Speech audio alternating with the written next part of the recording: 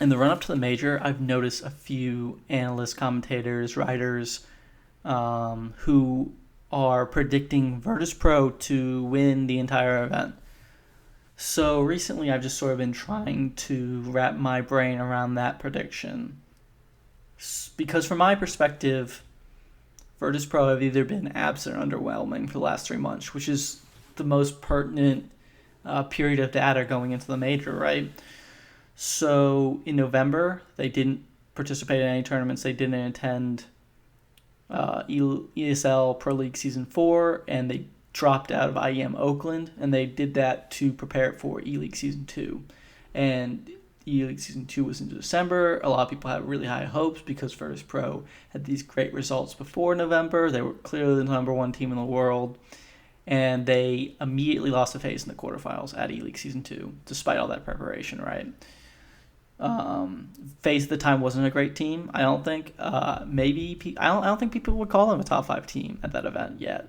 They were getting established with Kerrigan in the lineup, but I think it was the win over Virtus.pro and the other top 4 at the ECS finals afterwards that sort of upped their pedigree a bit.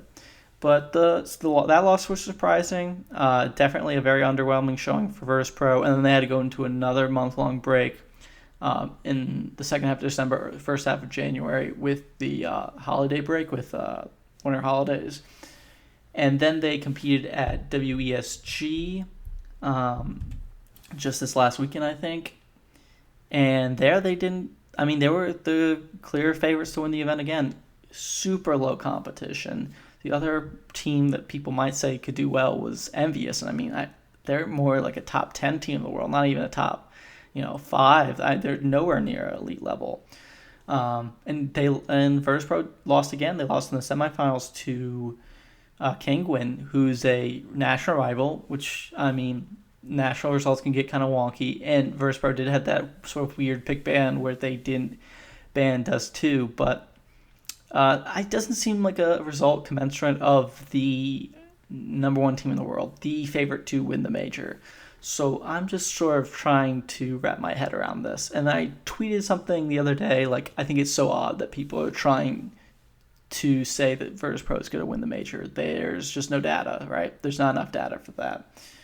And I got some strong responses. I've sort of been chewing on these sort of responses, these arguments, and I'm not referencing Stu Chu here. He didn't say anything to me, but yeah. So I'm just sort of gonna play some devil's advocate with sort of the arguments presented so far, because yeah, I get what they're saying, but I'm not super convinced. So I'll sort of go through it. So the first sort of part of this is that Virtus.pro were the best team in the world before November, which I think is fine. It's a perfectly reasonable thing to say because of the results, right? They had the ELEAGUE Season 1 win, and there was the player break in August, and then they won Bucharest, and then they got 2 straight really good second-place finishes at really like high-level events at ESL 1 New York and Epicenter. Okay, so those 2 really good results. So, yeah, those results are good.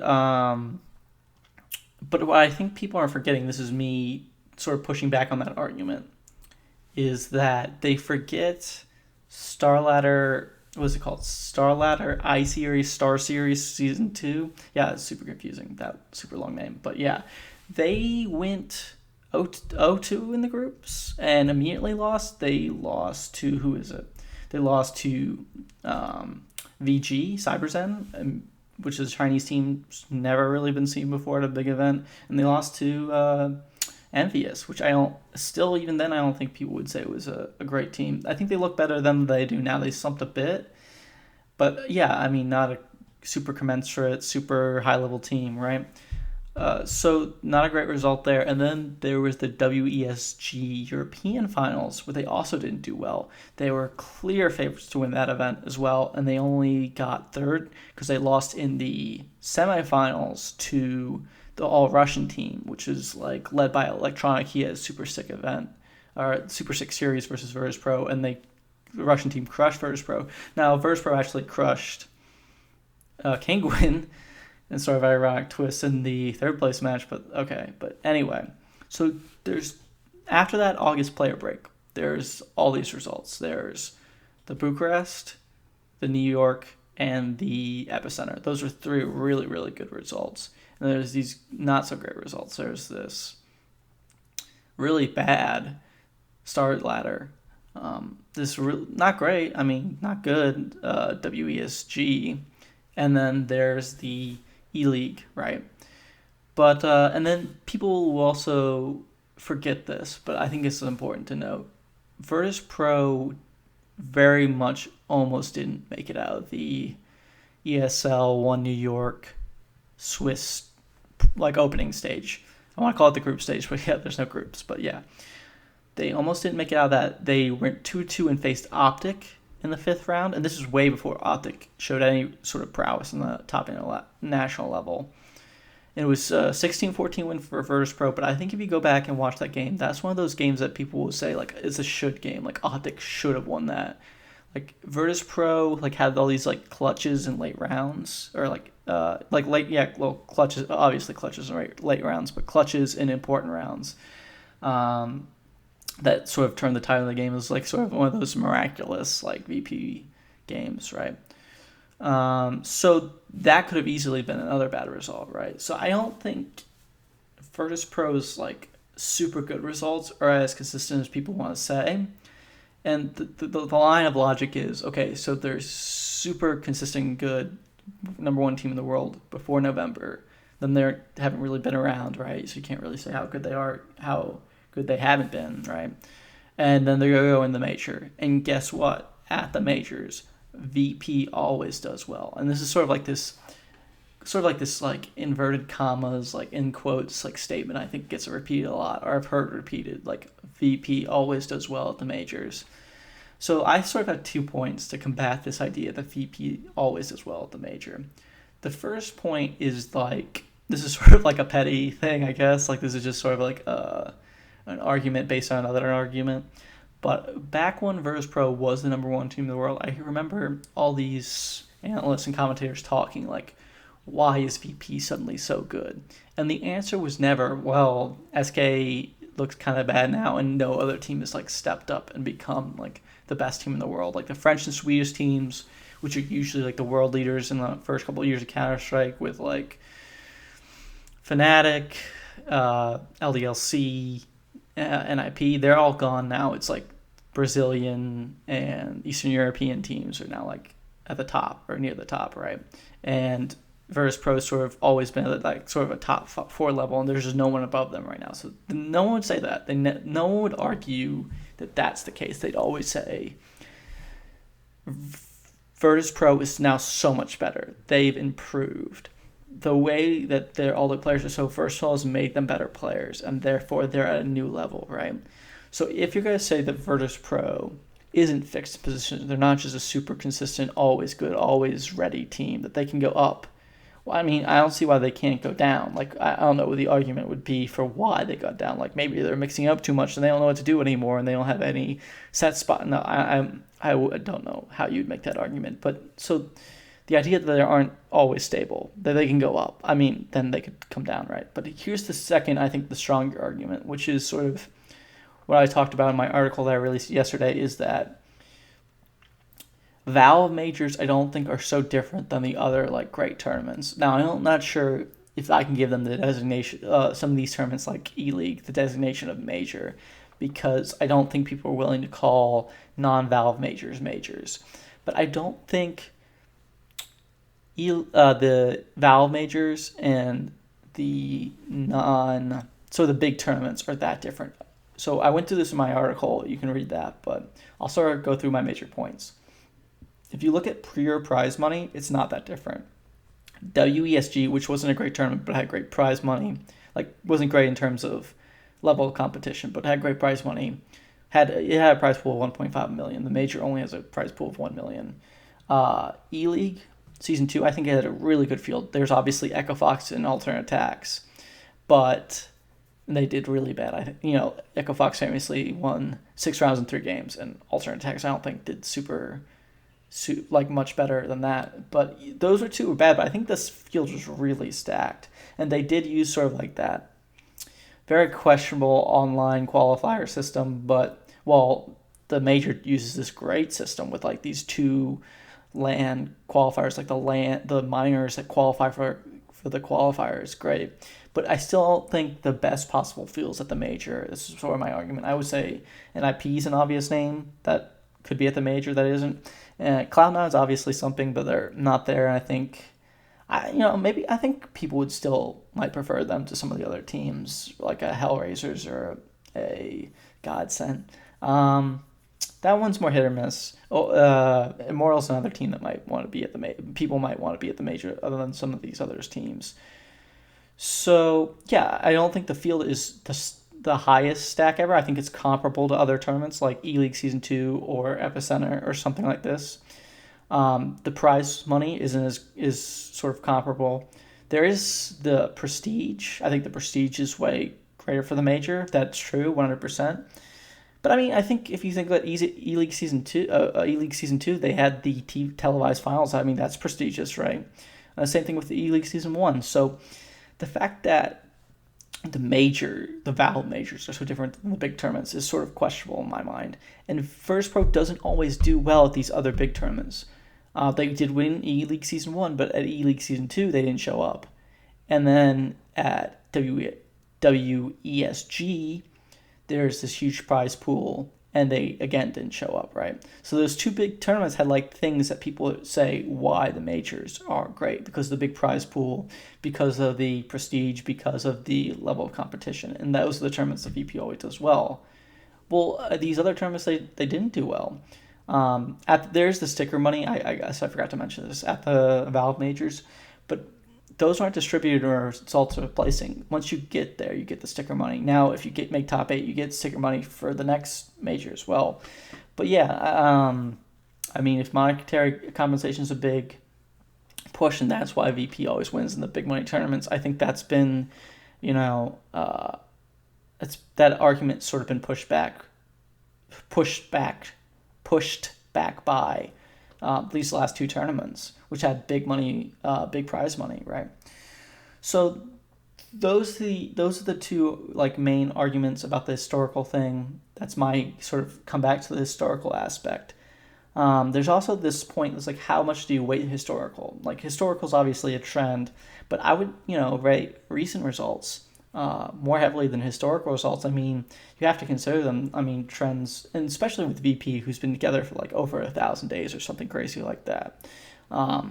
Because it's the same team. Like, historical results matter. Like, they create precedents that are worthwhile versus a team like Astralis, where you think, well, they just changed 2 members. It's like not the exact same team. Maybe they won't show. Like, it's stronger when the team stays together, and it's been together for a really long time. So there's the strong historical precedent, but I don't know if you can like override that. If that strong historical precedent can override the recent results and the problems with those. Now, Thorin, he responded to my tweet. He said, like, there's the reason why people are predicting Virtus.pro is that they have great matchups versus a weak field. And I'm sort of thinking about that, and like, that's true. There's, like I said earlier, the Swedish and the French teams are sort of disappeared in there for sort of the former world leaders, right? Or historically, right?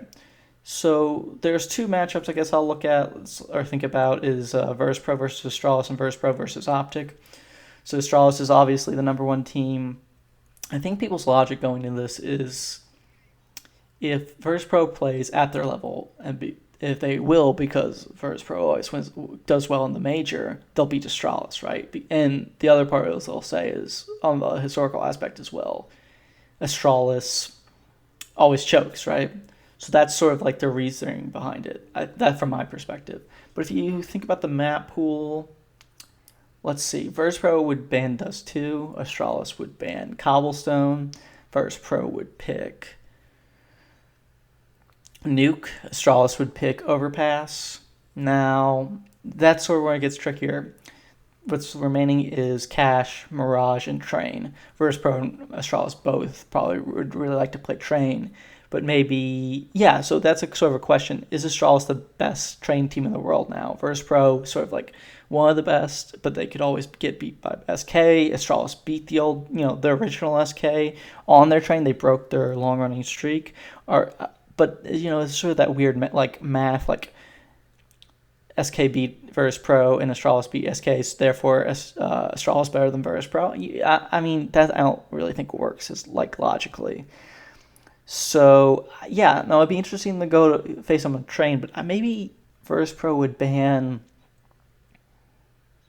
train and just try to play Mirage, knowing that Astralis doesn't like cash, because Astralis really doesn't like cash, because they even banned cash against Optic when in the ELEAGUE Season 2 finals, even though Optic don't play cash that much either.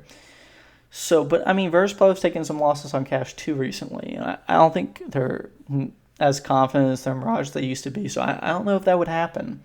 I'd love to see them play train. I think you have to edge Astralis on train, though. I mean, they've been good recently. I mean, I just, yeah, there's the choking factor, but I don't know if you can rely on that. I don't know if you can rely on that. Virtus.pro will beat Astralis because they will choke, and they'll choke on the third map. That's not something you can reliably predict, I think. And what if Virtus.pro versus Astralis happens in the quarterfinals? Remember that Virtus.pro played SK in the semifinals at ESL 1 Cologne 2016, and in the quarterfinals at MLG Columbus. So they've sort of had bad luck with being the best team in the world at majors recently. That's a historical trend, I guess. I wouldn't put much weight into that one, though. Okay, here's the other one. Virtus.pro versus Optic. So this one's sort of the more, I think Thorin said this to me specifically, you would take Optic over Virtus.pro by that logic. If you judge historical results less and recent results more, you'd have to pick Optic versus Virtus.pro. I think that was the implication. So, first ban for Virtus.pro would be Dust2, yeah. Optic would ban Nuke. I think that's an obvious ban for... No, their permaban is Mirage. Would they ban Nuke? Yeah, that's a risk they could take. They could ban... See, Virtus.pro will play Mirage, though. Would they risk banning Nuke instead of Mirage? Okay, let's just say they do their standard ban of Mirage. Then Virtus.pro takes Nuke, Optic takes Overpass, right? Because I'm not sure they want to... Because I think they have an advantage on Overpass, because I don't think... The Overpass is not in versus Pro's top 3 maps, I would say. So they take Overpass. Let's say they win that one. It would come down to... I would take Optic win versus Virtus.pro on Overpass. I'd obviously take Virtus.pro to win Nuke over Optic. Optic's Nuke is their 6th best map. I don't think that's one you could reasonably predict for Optic. So there's those 3 maps again. It's Mirage, Cash, and Train. For Optic, we'll play Train. I mean, not Train, Cash, if people pick it against them, and they had a couple good results. I think their Dust 2 is better. I think I'd put Cash as their 5th best map. Virtus.pro obviously wants to play Train. Now, Train Virtus.pro Optic, I think, is a lot. You could easily side that with Virtus.pro. I mean, Virtus.pro were a really good Train team for a long time. I mean, they would beat up on Cloud9 on Train, and when Cloud9 used to think that was their best map. They had a really good Train back at Epicenter, right, that era. Well, how much does that hold, right? Virtus.pro versus Optic. Would Optic ban Train and then hope Virtus.pro bans Cash? No, they won't want to go. No.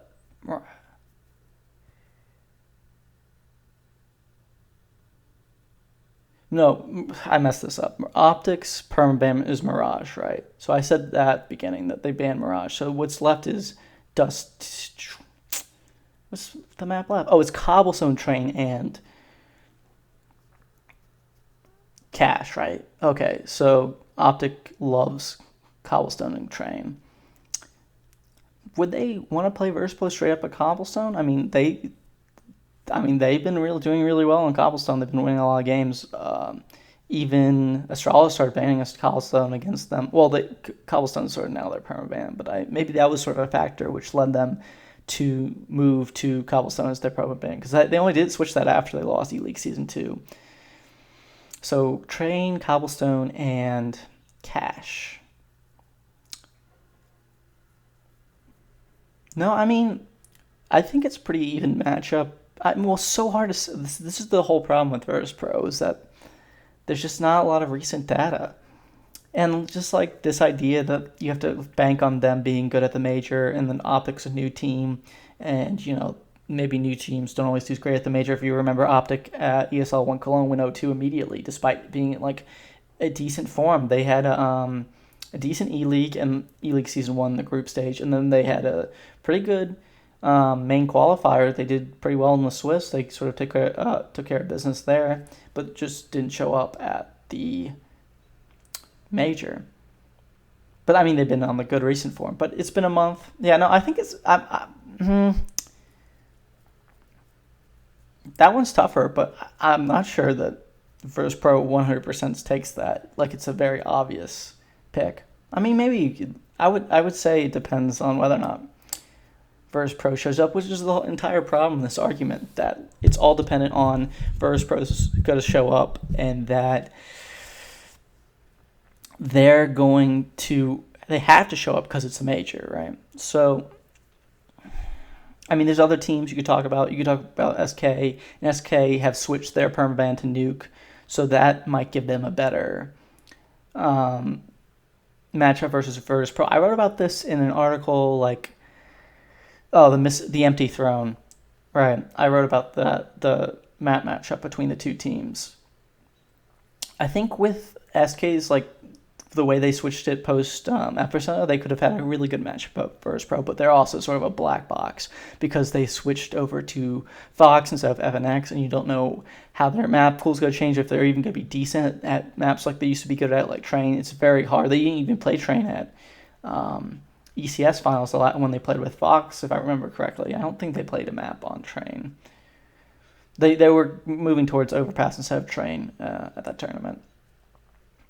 So, I mean, FaZe versus Virtus.pro, I think FaZe obviously have looked better recently in Virtus.pro. I mean, I think the chances are low. I think I'd take...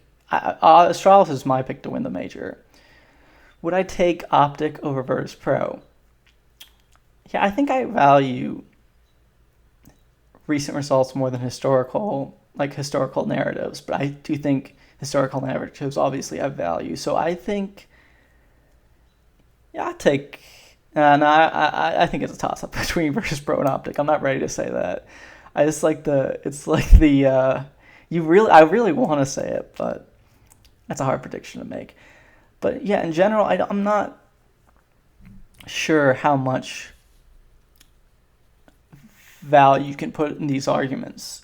That you're going to base it on a historical argument and not a recent argument. I think you have to be a little less unsure about Virtus.pro. It's just the amount of confidence in Virtus.pro I've seen recently has sort of bugged me, which is what I'm trying to explain in this video. All right, that's it. I'm done rambling. All right, bye.